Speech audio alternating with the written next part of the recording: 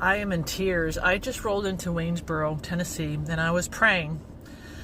I've had a lot on my plate. The enemy is working overtime, but I've been listening to Psalms, and God has just been encouraging me. And I said, Lord, I don't want to get distracted from the work that you have out there for me.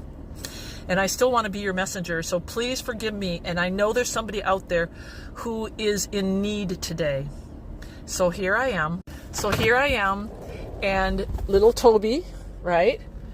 There's this guy who comes up to Toby with his beautiful German Shepherd. I'm going to turn around here, and I'm going to, because I'm just pulling out. You see that guy over there? That guy with the German Shepherd, his name is Scott. I had no clue what was going on with him today, but we both were in tears because we started talking, and he lost his mom in 2015, and then apparently he's got a little bit of disability, and his family was really concerned about him, but he said, you know what, don't worry about me, I've got God. I've got God.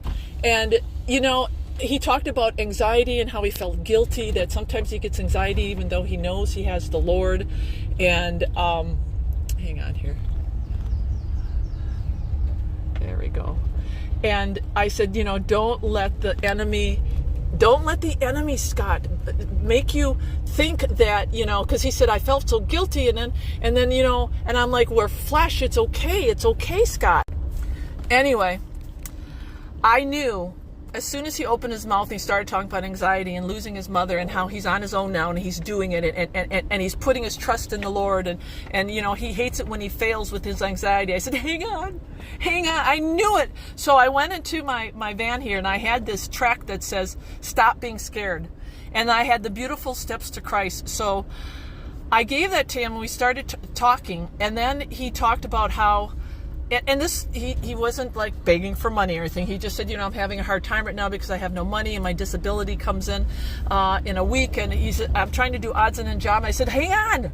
And I ran back into my car and I have an envelope.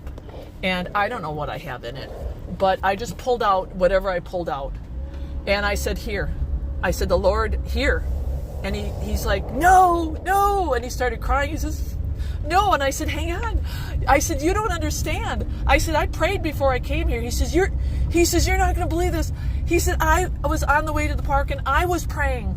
And he said, Lord, I'm just feeling not good today. I'm feeling desperate and I've got no money. And he says, I know I've got to trust you. I know I got to trust you. And I said, did you see how the Lord answered both of our prayers?